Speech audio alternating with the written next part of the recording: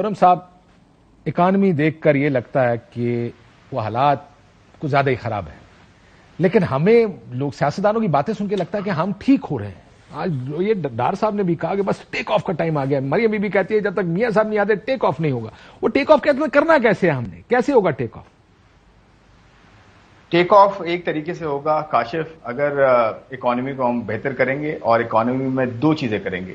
ایک، ہم اپنے خرچے کم کریں گے، دوسرا صحیح جگہ ٹیکس لگائیں گے اور اس کا ٹیکس کا استعمال صحیح کریں گے، تو پھر آپ کی اکانومی ڈیفینیٹلی ٹیک آف کرے وہ گی۔ اس میں جو سارے ٹیکس میں پڑھ رہا تھا، جو ٹیکس انہوں نے لگائے ہوئے ہیں، وہ تو میرا خیال ہے کوئی سمجھ نہیں آ رہی، آپ کو بھی سمجھ نہیں آ رہی تھی میں جب بات کر رہا تھا کہ یہ اس کا مطلب کیا، یہ آئیں گے کہاں سے یہ پیسے؟ جی بالکل بالکل، دیکھیں میں سیدھی آسان الفاظ میں یہ کہتا ہوں کہ آپ کے پاس اگر 100 روپے ٹیکس آپ نے لگانا ہے، اور اس 100 روپے میں سے آپ کے پاس 70 روپے آپ نے جو ہے تقریباً اپنے قرضے دینے، اور اس 100 روپے میں سے ہی جو ٹیکس 100 روپے ہے اس میں سے 57 روپے آپ نے صبح کو دے دینے، تو آپ کے پاس بچیں گے 43 روپے۔ اب 43 روپے میں سے 70 روپے ٹیکس بھی دینا آپ نے، اس کا مطلب یہ ہوا کہ 43 بھی ان قرضوں میں جائے گا، اور جو باقی آپ کو 27 روپے اور چاہیے ان قرضوں کو پورا کرنے کے لیے، وہ بھی آپ قرضے لے کے کریں گے۔ کتنے پیسے پاکستان یا خزانے کو بورو کرنے پڑیں گے ڈالرز باہر سے، آپ کے خیال میں ڈالرز کی ٹرم میں؟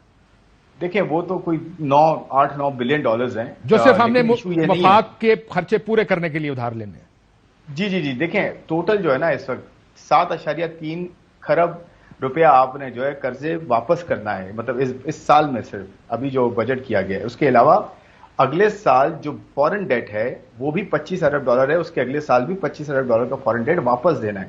تو اس کے لیے تو آپ کو IMF کا ایک 15 بلین ڈالرز کا پروگرام چاہیے، جس میں پوری ریفارم کا ایک پروسیس ہو، اور وہ ایک کوئی بھی گورنمنٹ ہوگی۔ برو یہ بڑے عرصے سے آپ کہہ رہے ہو یار کہ ریفارم کرو، کیوں نہیں کرتے؟